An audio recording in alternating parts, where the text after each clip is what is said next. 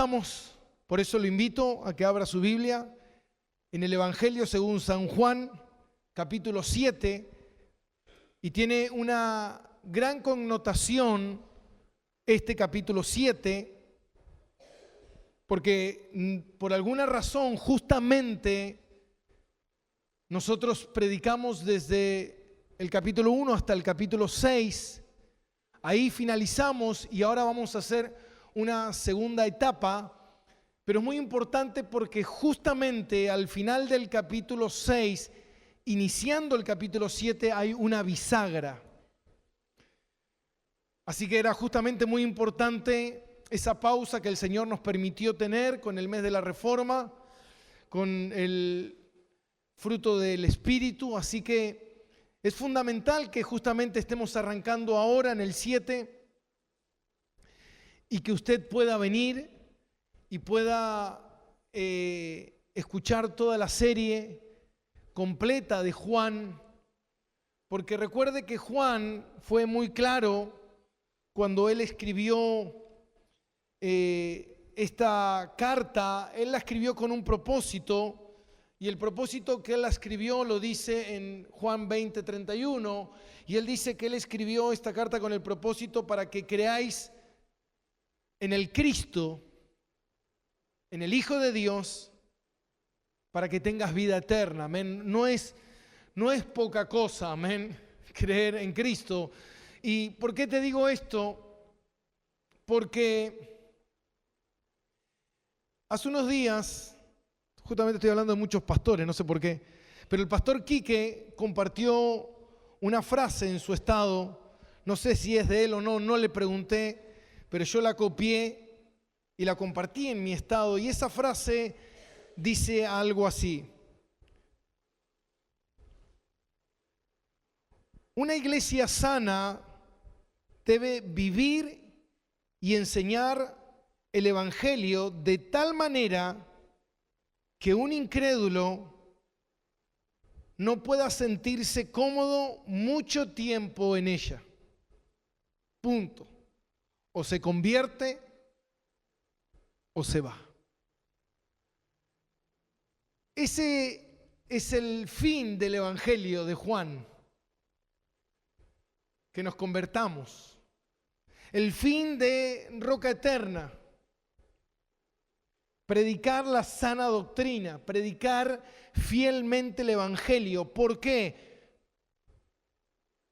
Porque esto va a ser una gran separación. Por un lado, los verdaderos seguidores de Cristo van a aferrarse a su palabra y van a seguir el camino de su maestro. Y por otro lado, como vimos al final del capítulo 6, justamente en Juan 6:66, que muchos de sus discípulos se volvieron atrás y ya no andaban con él. Ahora la pregunta es, ¿por qué no andaban con él? ¿Qué era lo que estaba sucediendo? Si nosotros hacemos un poco de trasfondo y podemos entrar en contexto antes de empezar en el capítulo 7, recordemos que Jesús estuvo aproximadamente un año en Galilea recorriendo las ciudades y predicando la palabra, y en ese tiempo muchas cosas sucedieron. Recordemos que Jesús le dio de comer a la multitud de 20,000 hambrientos. En ese tiempo ocurrieron las Pascuas, hubieron unas Pascuas ahí. Jesús despidió a sus discípulos mientras ellos iban a Capernaum, y después Jesús fue al rescate de ellos. ¿Recuerdan? Que caminó sobre las aguas mientras nuestro amigo Pedro se hundía. Amén. ¿Por qué se estaba hundiendo Pedro? Estaba mirando las cosas del mundo y no estaba poniendo su mirada en aquel que lo rescató, en aquel que lo compró. Ahora, en esa oportunidad, Jesús, al final del capítulo 6, mientras Jesús estaba predicando a la multitud, a las personas que lo seguían y que lo estaban buscando, Jesús le dijo: ustedes me siguen porque ustedes están interesados en las señales. Ellos querían ver los milagros, ellos querían seguir alimentándose del pan. Y él le dijo: sus padres comieron el pan en el desierto, pero yo soy el verdadero pan de vida. Esa palabra, el verdadero pan de vida, fue el desencadenante que hizo que la gente se enojara, que la gente se enfureciera y empezaron a hablar mal de Jesús.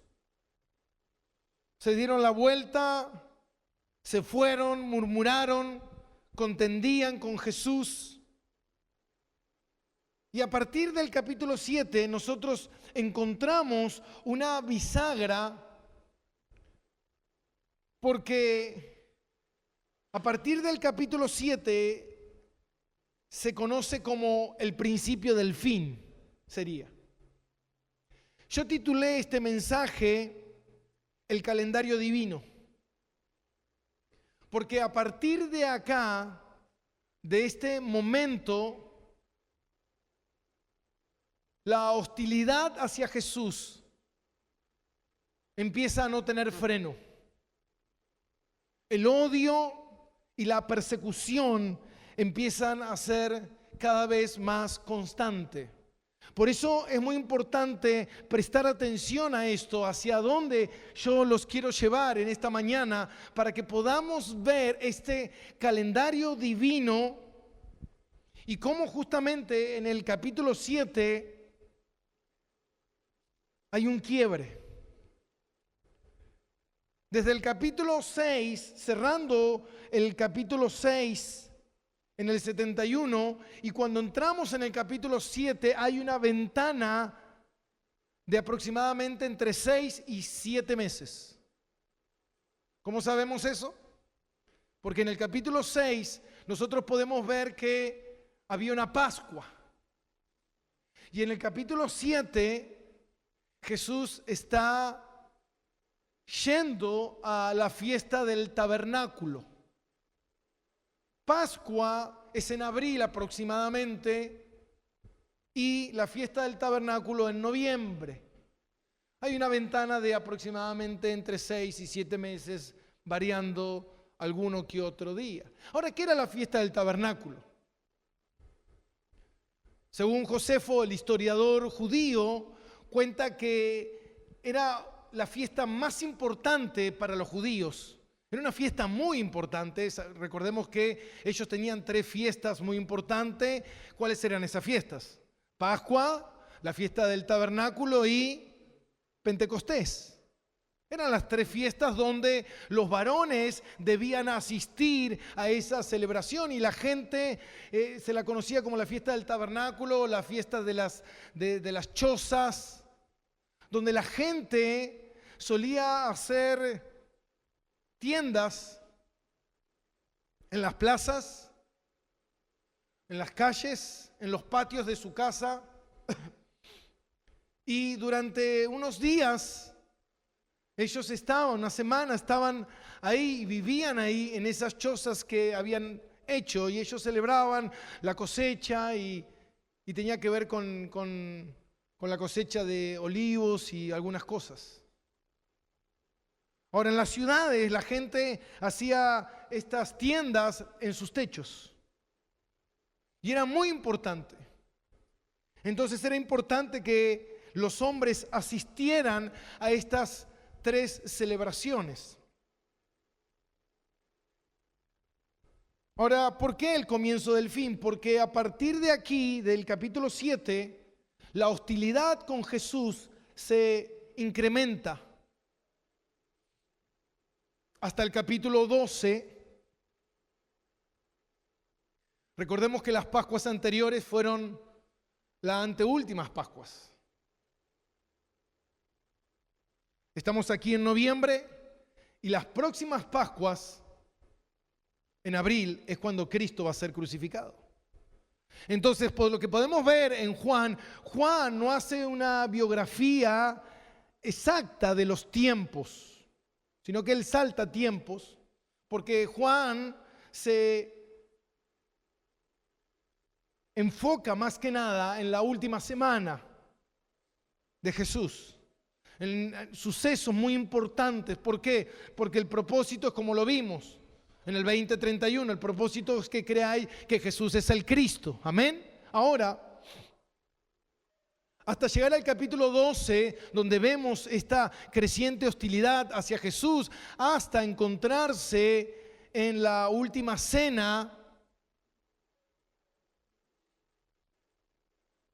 Y en el capítulo 13 ya podemos ver la entrada triunfal en Jerusalén y todo lo que sucede a partir de ese momento. Ahora, lo que nosotros estamos hablando y viendo son tiempos, cosas que sucedieron, cosas que están ocurriendo. Y Jesús estaba en Galilea y Jesús quiere ir a Judea. Y todo está, de cierta forma, nosotros podemos ver ordenado, orquestado, diseñado, calendario divino. Ahora, el mundo y la sociedad nos dicen que la historia, perdón,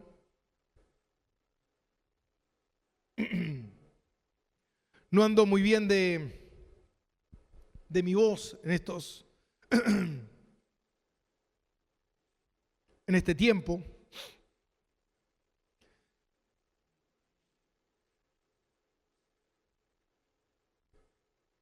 El mundo dice que la historia es una cadena de causas y efectos, de sucesos que son consecuencia de situaciones inexplicables. Y todo ocurre en el mundo al azar. Pero la Biblia no enseña eso. La Biblia enseña que Dios está en completo control de todos los sucesos, de todo lo ocurrido. Todo tiene un propósito y Dios es el que gobierna el universo entero. Ahora Jesús está volviendo nuevamente a Judá, donde él comenzó su ministerio. Y es ahí donde nos quedaremos el resto de Juan. Amén. Hasta llegar a la cruz. Eso lo iremos viendo de aquí en adelante y veremos viendo la escalada de odio y de hostilidad hacia nuestro Señor Jesús. Esta hostilidad y este odio iba acrecentándose en las autoridades judías a base de espías. Jesús tenía muchos espías. Estos hombres iban y espiaban lo que Jesús hacía y cómo Él ministraba y dónde ministraba y los milagros que ocurrían y las cosas que decía. Y esta información llegaba constantemente a Jerusalén, y en Jerusalén las autoridades iban, yo puse aquí, hirviendo.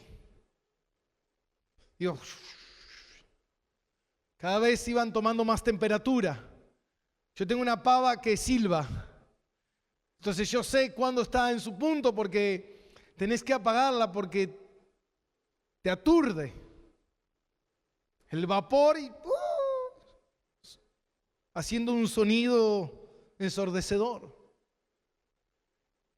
Estas autoridades, estos líderes estaban cada vez más enojados con Jesús. Esto es importante para poder entender la historia, poder entender qué es lo que sucedió, qué es lo que estaba pasando.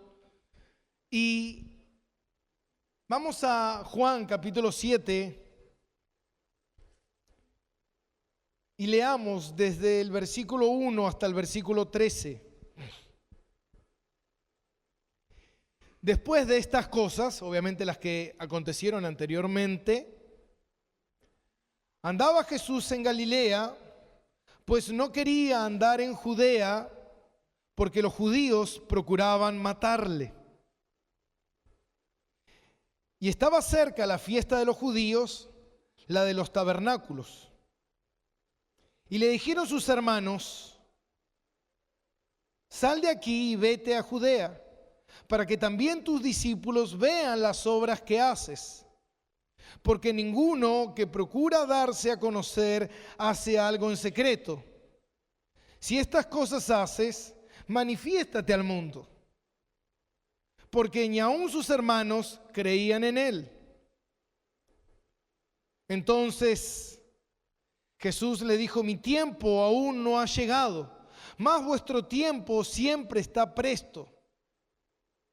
No puede el mundo aborreceros a vosotros, mas a mí me aborrece, porque yo testifico de él que sus obras son malas. Subid vosotros a la fiesta. Yo no subo todavía a esa fiesta, porque mi tiempo aún no se ha cumplido. Y habiéndole dicho esto, se quedó en Galilea. Versículo 10. Pero después que sus hermanos habían subido, entonces él también subió a la fiesta, no abiertamente, sino como en secreto. Y le buscaban los judíos en la fiesta y decían: ¿dónde está aquel? Y había gran murmullo acerca de él entre la multitud. Pues unos decían: es bueno, pero otros decían: no, sino que engaña al pueblo. Pero ninguno hablaba abiertamente de él por miedo a los judíos. Cuando ahí habla la palabra multitud, habla de los oyentes judíos, la multitud que estaba ahí. Cuando habla de judíos, habla de las autoridades que ejercían poder sobre la gente. Amén. Ahora, es importante entender qué es lo que está pasando aquí. Y para comenzar, yo quiero usar una frase de C.S. Lewis, y dice esto. Él dijo: hay tres explicaciones posibles para explicar quién es Jesús. Jesús era un engañador. Jesús era un loco de remate. O Jesús es quien dice ser. No existe la posibilidad de que él solo haya sido un buen maestro moral. Porque un buen maestro moral no hace las afirmaciones que él hizo. Entonces tenemos tres opciones. ¿Era un loco? ¿Un engañador? ¿O realmente Jesús es quien dice ser? Ahora, todos nosotros en algún momento nos tendremos que hacer esta pregunta. Tal vez ya te la has hecho, tal vez no. Pero todos nosotros tendremos que llegar a esta evaluación y a una conclusión. Esa conclusión determinará absolutamente todo en tu vida. Es la conclusión más importante de tu vida. ¿Quién es Jesús? ¿Se acuerdan que Jesús le dijo: ¿quién dicen que soy? ¿Y ustedes? ¿Quién dicen que soy? Hermano, determinar en tu corazón y en tu mente quién es Jesús es crucial. Es muy importante. Al final de todo lo que estaremos viendo, ustedes saben cómo el pueblo decidió.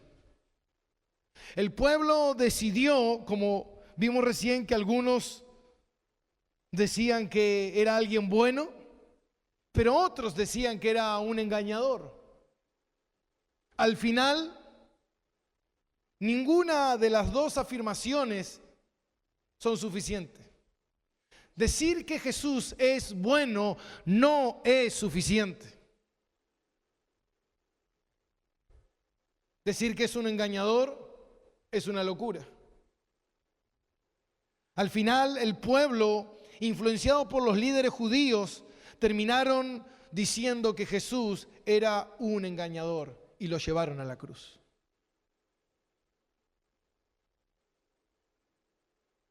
Ahora debemos recordar qué los llevó a ellos a creer que Jesús era un engañador.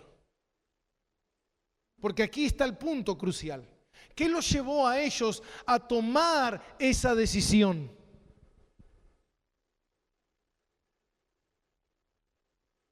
¿Qué fue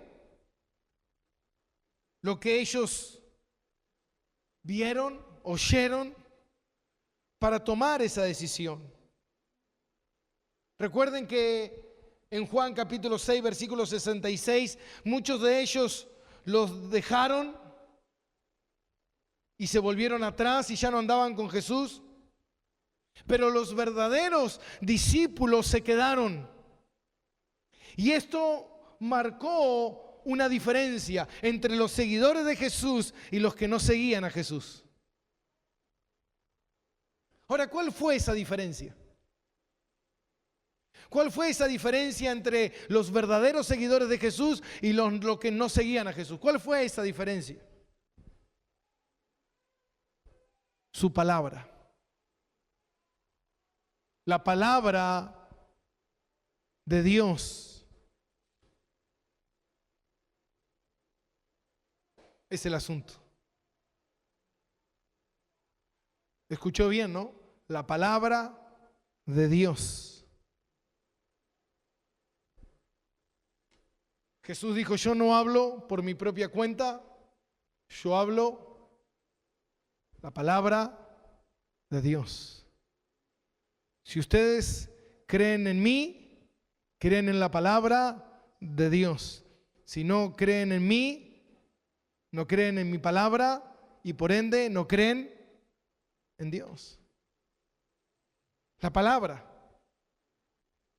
La marca distintiva de Jesús no fueron sus milagros, no fueron sus obras, que esto hacía que muchos se maravillaran y se sorprendieran al ver todo lo que Jesús hacía. La marca distintiva de Jesús fue predicar y hablar la palabra de Dios. La palabra. Porque la palabra de Dios, la pregunta es, ¿les ofendió los milagros? ¿Les ofendió la multiplicación de los panes y los peces? ¿Les ofendió las sanidades?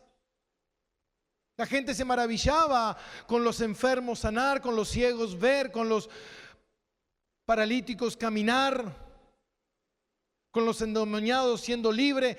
Lo que a ellos les ofendió fue ¿qué? La palabra.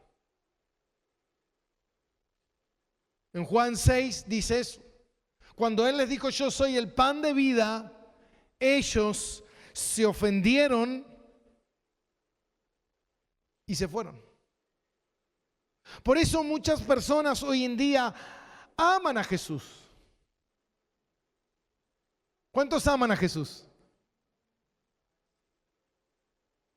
¿Amas a Jesús? Gloria a Dios. Lo difícil es, ¿amas su palabra? Hermano, mucha gente ama a Jesús y piensa que Jesús es bueno, que es un buen hombre, incluso un buen hijo de Dios, que Él es noble, que Él nos cuida, que Él nos quiere ver bien, que Él es misericordioso, que Él es compasivo. Pero todo eso no alcanza.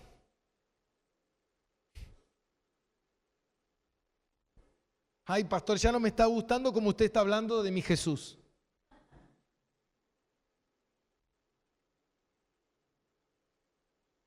Eso es lo que no le gusta a la gente.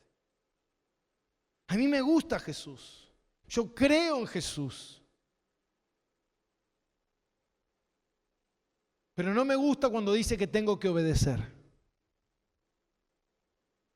No me gusta cuando dice, esposas, sométanse a sus maridos. No, eso no me gusta. No me gusta cuando dice que hay que congregarse todos los domingos. No me gusta cuando dice que hay que dar y ser generoso y hay que pelear contra el pecado y seguirle a Él y servirle.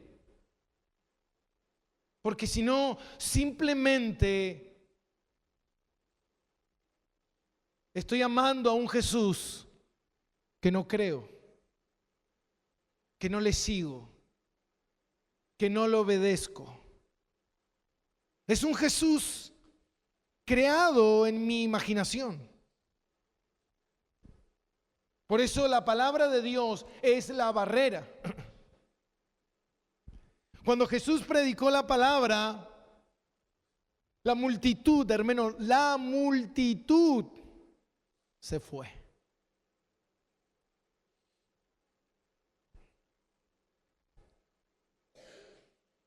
Habían sido impactados por los panes y los peces, habían sido impactados de oír y ver muchos milagros. ¿Se acuerdan lo que les leí al principio? La predicación sana del verdadero evangelio expuesto a la verdad de Dios o te convierte o te enfurece. O te convierte o te enfurece. Yo noto algo muchas veces interesante en esto. Que yo hablo con muchas personas que dicen ser seguidores de Jesús. Pero lo interesante de eso es que tenemos un lenguaje diferente. Porque muchas veces les hablo lo que dice la palabra de Dios y les ofende.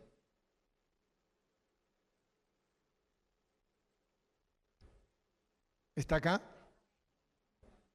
¿Por qué será? ¿Será que la palabra es lo que separa todo? ¿Será que la palabra es la que divide? Todo se trata de la palabra, decía el pastor John MacArthur. Todo se trata de la palabra. Fíjese lo que dice el Señor en el 7:7. No puede el mundo aborreceros a vosotros, mas a mí me aborrece, porque yo testifico de él, de que sus obras son malas.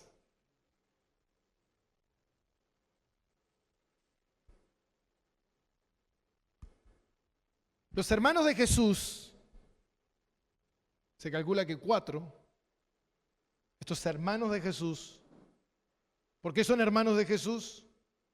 ¿Porque eran hijos de José? Sí, claro que sí, pero también eran hijos de María. Que no te escuche el católico porque se enoja, amén. Pero eran hijos de María. Por eso eran hermanos de Jesús. Porque José no era su padre, era su padre terrenal. Lo adoptó, porque su padre es Dios, amén. Ahora, sus hermanos no creían en él. Y las cosas que le decían, la decían con un doble sentido. Ellos esperando a ver si Jesús hacía más cosas para que ellos se convencieran o para beneficiarse de este poder que Jesús tenía y de las cosas que hacía para posicionar a Jesús como el nuevo líder. Imagínense, hermanos del presidente. Entonces ellos le decían de manera carnal, ve y muéstrate, porque tú no puedes hacer las cosas en secreto. Lo que ellos no entendían era aquí es el calendario de Dios. ¿Por qué Jesús hacía las cosas que hacía? ¿Por qué Jesús se quedó durante tanto tiempo en Galilea y cuando entró a Judea fue el tiempo del fin? Había una gran persecución sobre él. Y Jesús, que estaba obedeciendo el calendario divino de Dios, todas las cosas que él estaba haciendo, las estaba haciendo bajo la dirección de Dios. Dice, a ustedes el mundo no los puede aborrecer. ¿Por qué? Decía un comentarista, un teólogo, comentaba respecto a esto y decía, si el mundo no te aborrece, mi hermano, fíjate de qué lado estás. Porque una de las marcas distintivas de un hijo de Dios es que el mundo no te banca. El mundo te quiere vomitar. Ellos se ofendieron por la palabra. La palabra les ofendía. Porque no entendían la manera en que Jesús les hablaba. Ahora, ¿no eran de Dios?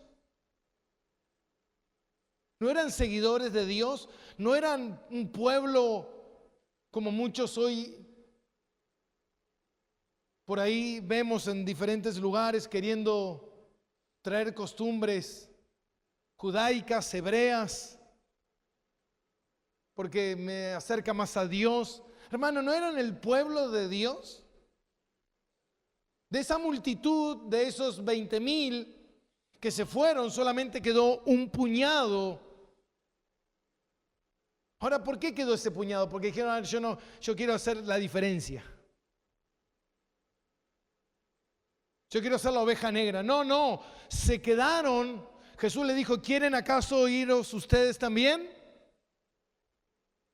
¿Y qué le dijo Pedro como líder ahí del grupo? ¿A dónde iremos? Si solo tú tienes palabra de vida eterna. Tu palabra es vida eterna. Ellos no podían entender eso. Por eso dice Juan, en el capítulo 8, versículo 43, narra esto.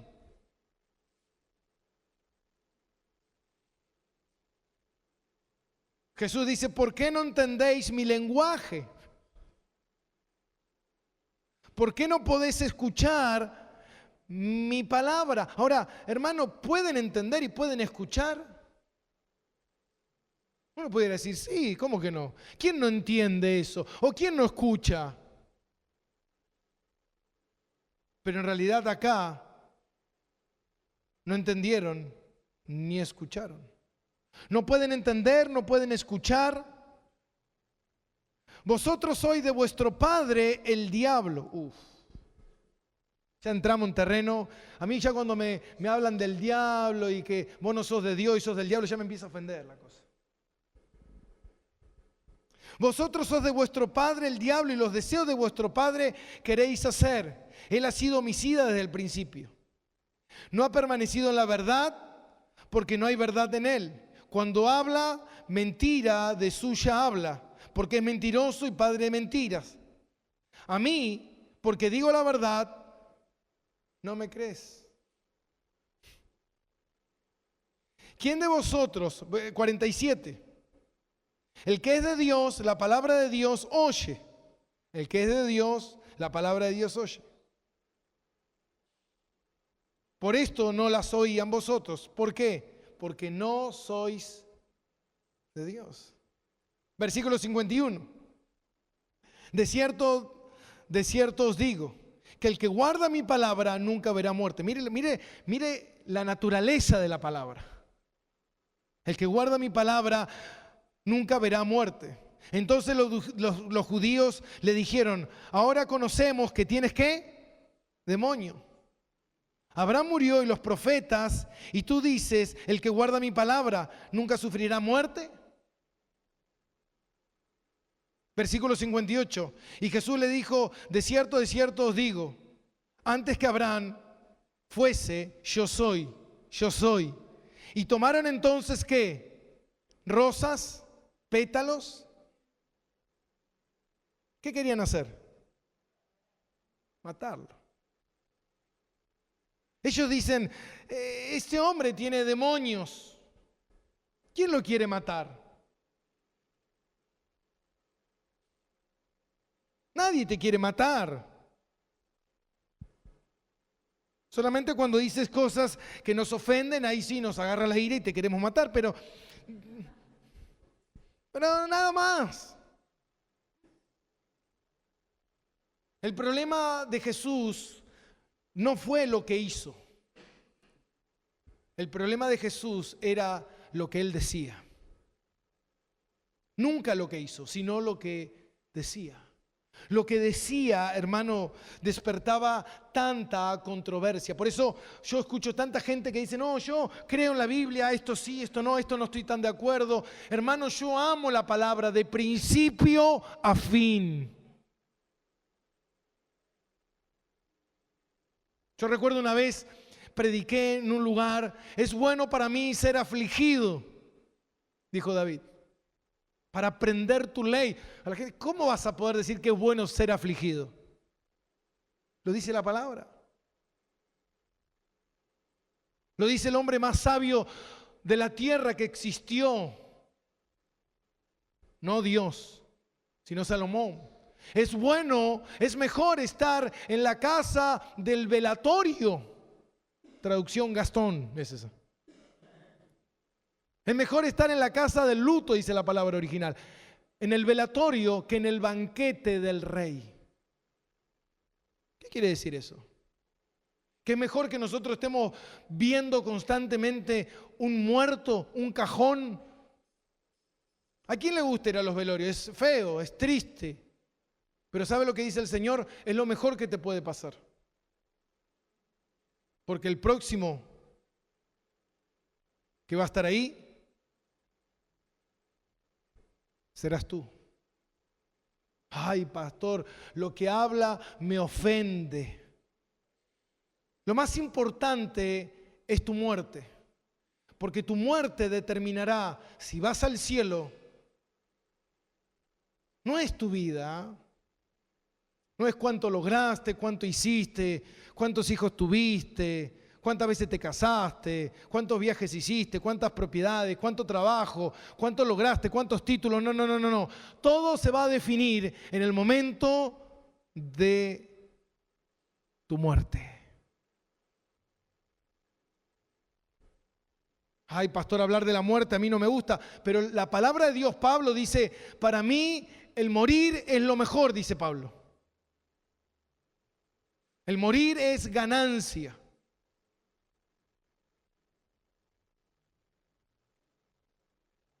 Hay gente que detesta hablar de la muerte. Yo no quiero hablar de morir. ¿Por qué? Si Pablo dice morir es lo mejor que te puede pasar. O podríamos pensar en otra cosa. ¿O no te gusta hablar de la muerte porque tenés tus dudas? ¿Qué va a pasar después de que te mueras? Tal vez Pablo estaba muy seguro. Y dijo, sé que me tengo que quedar para seguir sirviendo a mi prójimo, pero el morir para mí es ganancia. Porque paso a estar delante de mi Señor.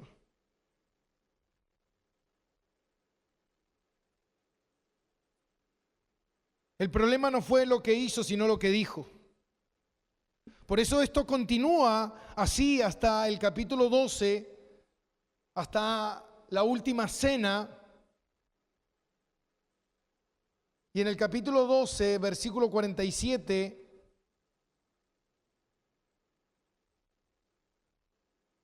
Jesús les dice: el que oye mis palabras y no las guarda, yo no lo juzgo. Ah, buenísimo, menos mal. Porque yo no he venido a juzgar al mundo. ¿Te das cuenta, mi hermano? No me juzgues, porque Jesús no vino a juzgar el mundo. No, es verdad. ¿Por qué me juzgas? ¿Con qué me juzgas vos? ¿Con qué me juzgas si Jesús no vino a juzgar al mundo?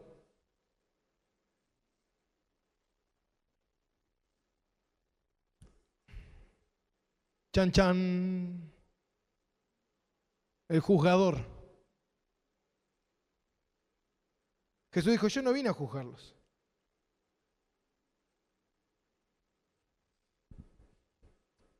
Sino vine a salvar al mundo. El que me rechaza y no recibe mi palabra,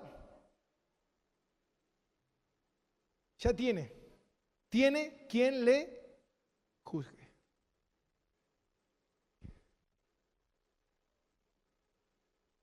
¿La palabra te juzga?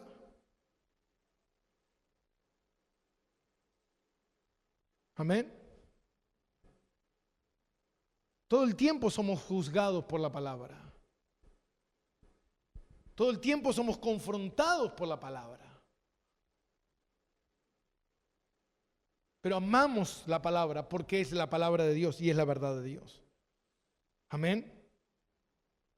Estas personas rechazaban la palabra de Jesús porque estaban rechazando a Dios. Ellos decían que era de Dios, pero no eran de Dios. Ahora, los que no rechazaron la palabra fueron los discípulos. Los que Jesús le preguntó: ¿ustedes también quieren irse? Y ellos dijeron: no, ¿dónde iremos si solamente tú tienes palabra de vida? Bingo. Ganaste.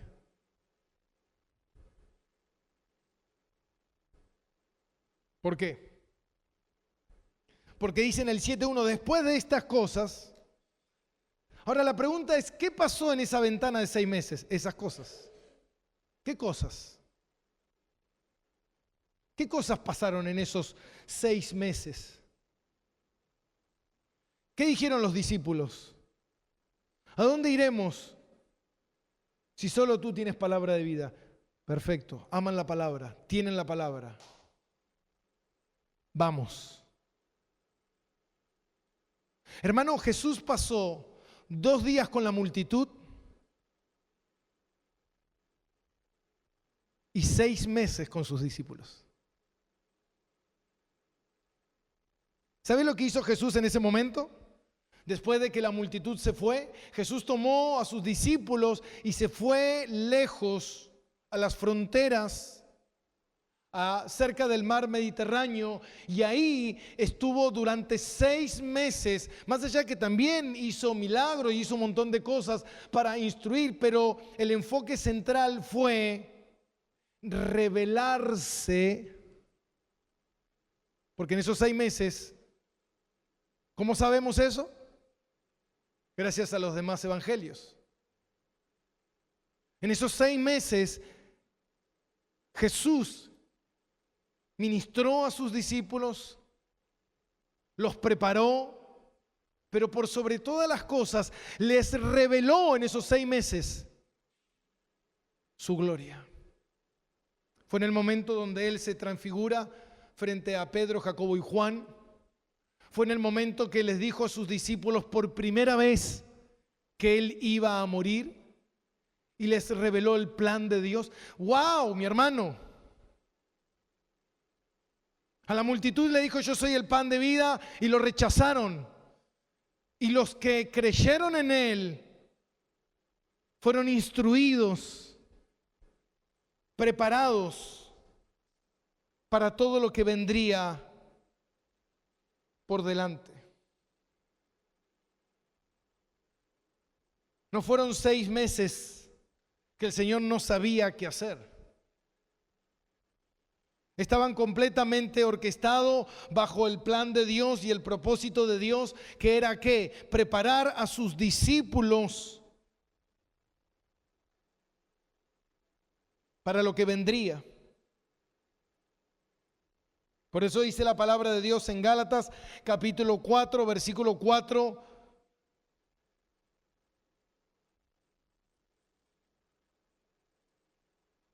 Que hay un perfecto ¿qué? Tiempo. Un plan perfecto. Gálatas 4:4 dice, pero cuando vio el cumplimiento del tiempo, Dios envió a su Hijo nacido de mujer, nacido bajo la ley, para que redimiese a los que estaban bajo la ley. Hay un calendario que Jesús está manejando. Jesús no hizo nada al azar porque no existe el azar. No existen las casualidades.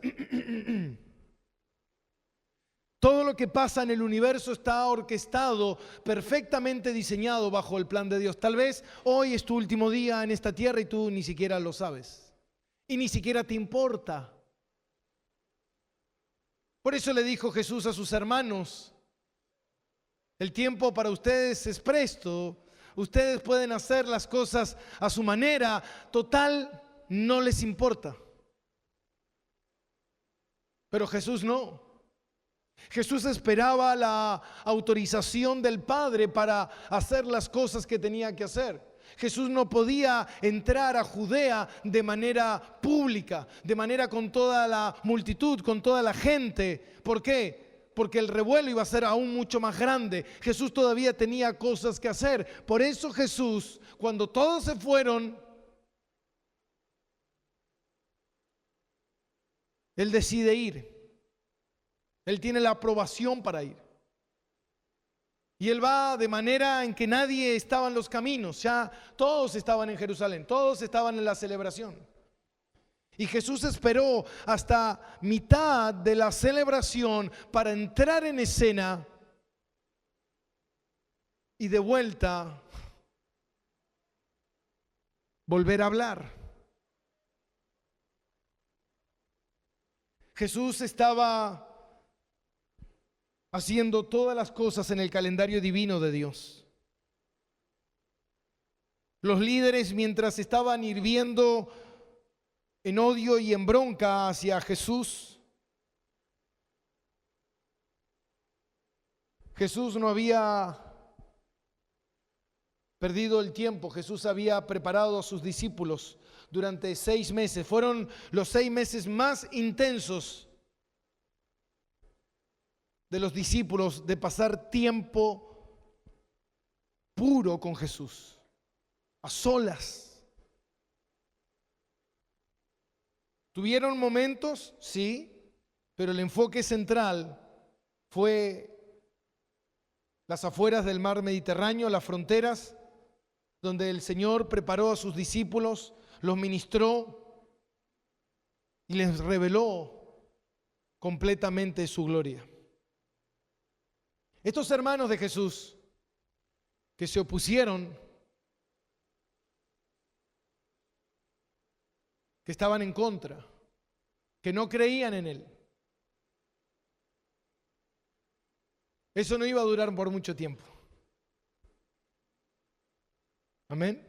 A veces usted cree y dice, bueno, mi esposo, mi hijo, mi padre, porque estos hermanos de Jesús se convierten, el Señor los salva cuando el Señor resucita. 2 de ellos tenemos escritos en el Nuevo Testamento, Santiago y Judas. Amén. Santiago fue este que estaba aquí, que decía, si tú eres, ve y muéstrate. Que no creía en Jesús, que se burlaban de Él. Pero ¿sabes qué, mi hermano?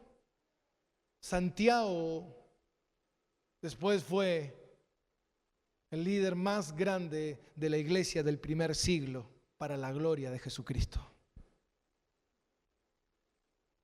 ¿Cuándo se convirtieron? Cuando el Padre así lo determinó. Jesús se sometió a la voluntad del Padre. Jesús no fue y dijo, bueno, estos son mis hermanos, ustedes van a ser redimidos. Ustedes, ¿cuántas veces están lidiando con gente que vos decís, ¿cuándo será el día que se conviertan? Si yo soy creyente, ellos deberían ser creyentes. Eso no lo determinas tú, ni cuándo, ni cómo. El ministerio de Jesús públicamente disminuyó hasta el capítulo 7. En esos 6 meses el Señor ministró a sus discípulos, entrenándolos de manera intensiva.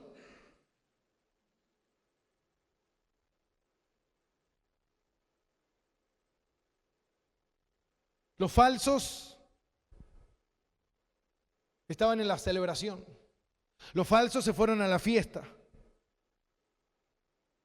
Los falsos querían religiosidad. Los falsos creían que tenían a Dios, pero en realidad Dios no estaba con ellos.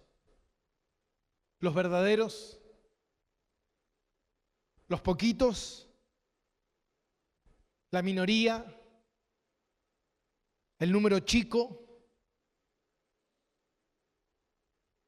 Pastor, ¿será que la iglesia de Cash Luna es de Dios? ¿Será que ese hombre es de Dios? El otro día hacían esa pregunta en una página reformada. Creo que fue el 99% de los millones de votantes. Falso profeta. ¿Será de Dios eso? Porque tiene un gran éxito. Porque mueve una gran multitud de personas y muchas personas ahí cantan y alaban a Dios. Sí, lo mismo estaba pasando en Jerusalén. Las multitudes estaban en Jerusalén. Pero ¿sabe qué, mi hermano? Las multitudes estaban en Jerusalén, pero Jesús no estaba en Jerusalén. Jesús todavía estaba en Galilea con sus discípulos.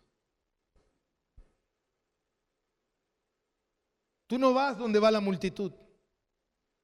Tú no sigues lo que todo el mundo hace.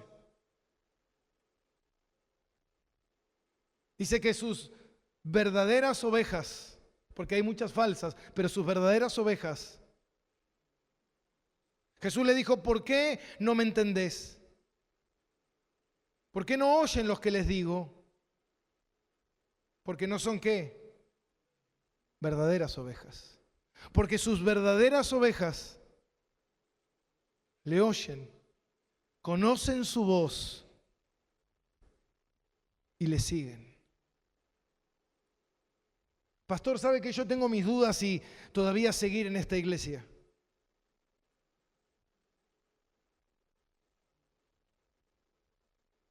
Una vez recuerdo, un obrero me dijo, pastor, córtela con eso de siempre apuntar a la puerta. Y yo le decía a la gente, me acuerdo años anteriores, ahí está la puerta, ahí está la puerta. ¿Quiere ir? Ahí está la puerta. ¿Qué le dijo Jesús? ¿Quieren irse? Váyanse. Si se quedan, bánquesela. Porque la palabra de Dios nos va a entrenar. No venimos acá a ser entretenidos. No venimos acá a pasarla bien. No vengo acá a divertirme y a encontrar amigos y pasar buenos momentos de buena onda. No, mi hermano. Vienes aquí a escuchar palabra de Dios, a que el reino de Dios se te revele en tu vida, porque Dios te está preparando para el cumplimiento de sus tiempos.